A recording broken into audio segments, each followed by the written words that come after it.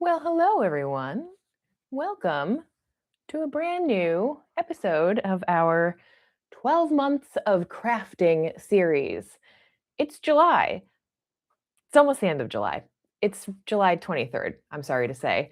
And so, yes, we're a little behind schedule, but as anticipated in the beginning of the year, we roll with the punches, right? Life happens, it gets lifey, as some might say.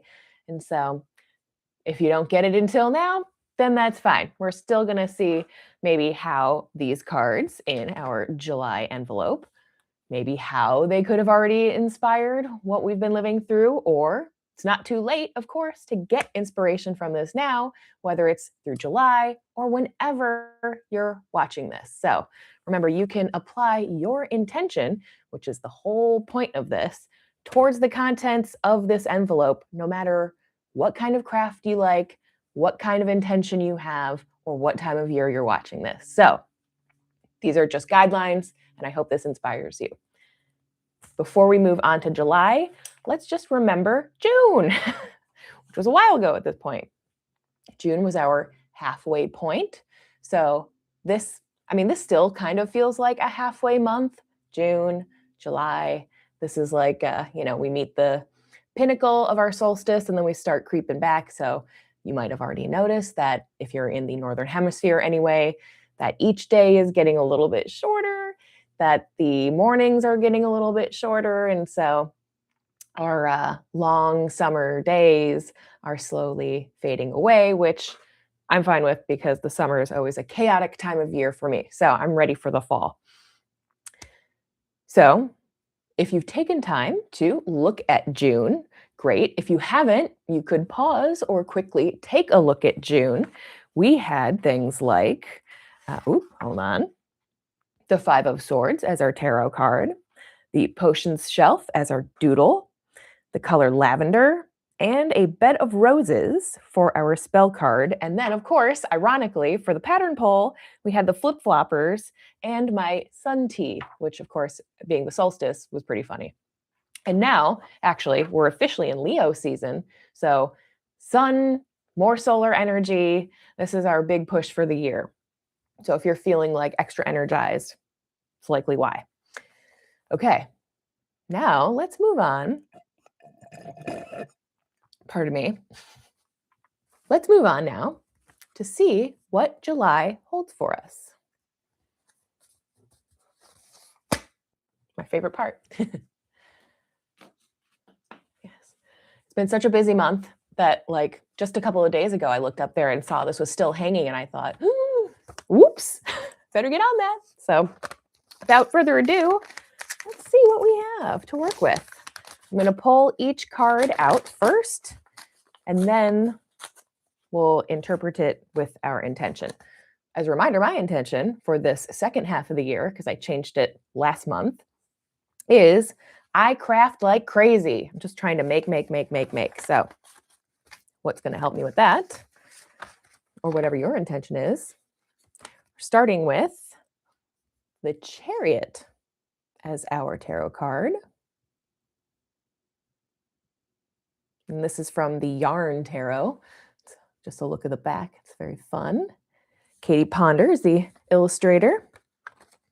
And then for our doodle, ooh, bats, baby. Bats. And then for our color, ooh, aquamarine. It's number 70. So if you're into numerology, you could apply the power of 7 to this. Beautiful color.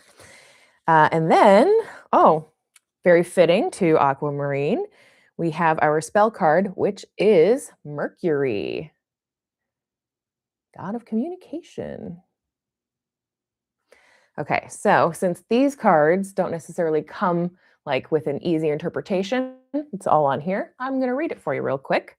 So, Mercury, a mist to spray for all mercurial matters to allow clear, thoughtful communication and flawless execution. So it's a spray.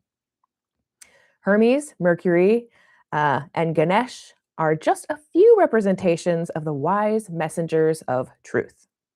And then here it tells you how to make it. So if you are interested in this, you can always grab a screenshot of this, but I'll also try to remember to put a photo of it in the community area. So if you want to download it for future reference, feel free.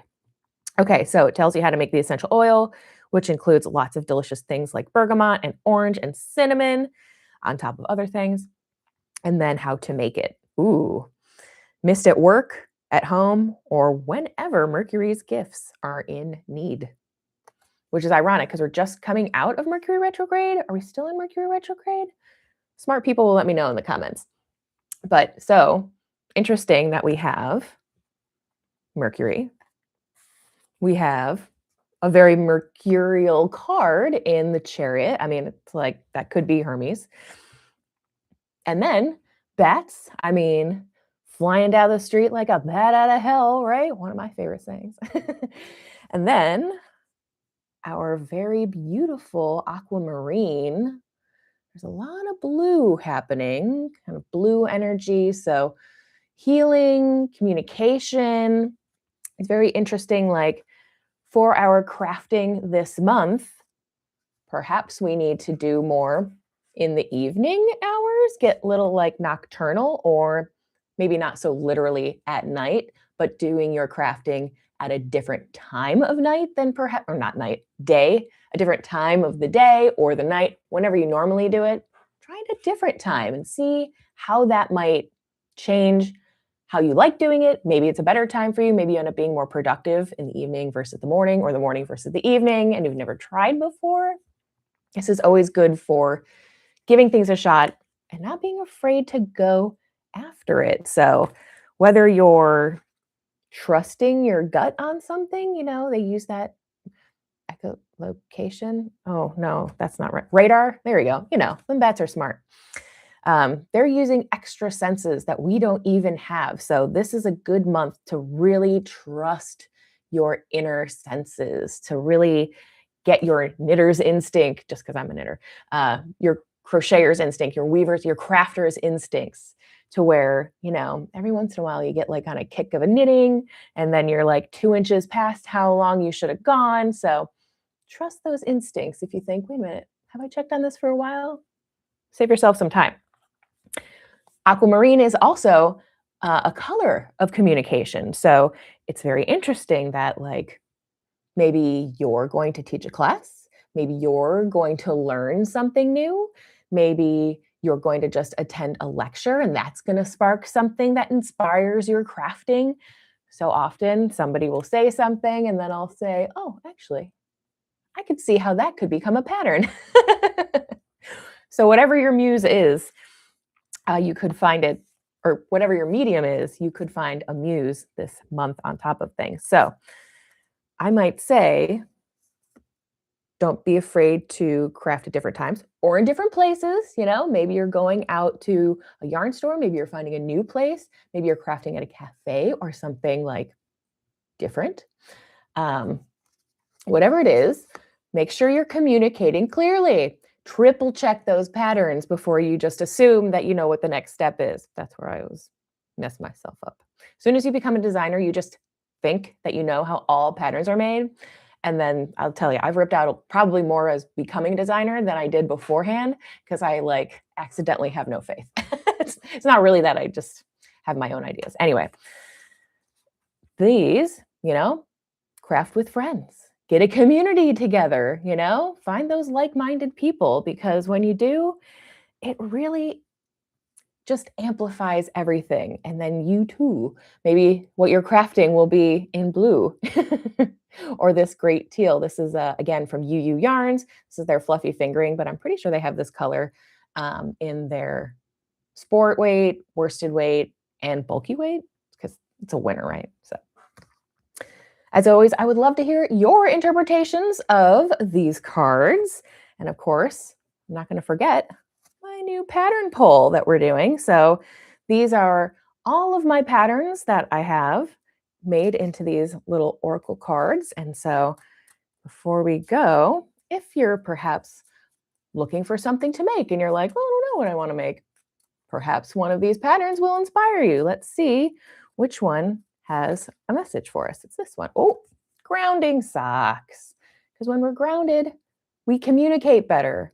We listen to our intuition more. We can hear things. It's not so loud, chaotic. We can just calm down, come back to ourselves. These grounding socks are really great. I made them out of haiku kobasi, which is a wool-free sock yarn that has elastic in it so you don't get sad cotton sock syndrome where they slouch, and then they're under your foot, under your boot. It drives you insane. So these are a really fun pattern. You can do it in like a two-tone. So this grounding energy, I feel, especially since we're going into Leo season, just it's not like a look before you leap kind of a thing. It's just, take a second. Maybe it is a look before you leap. So trust yourself.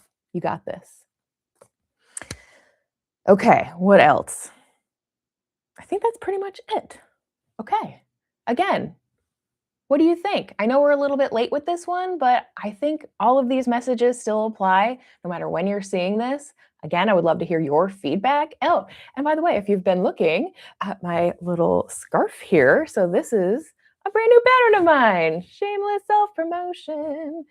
So this is my Spark scarf, and I just published it at the end of June.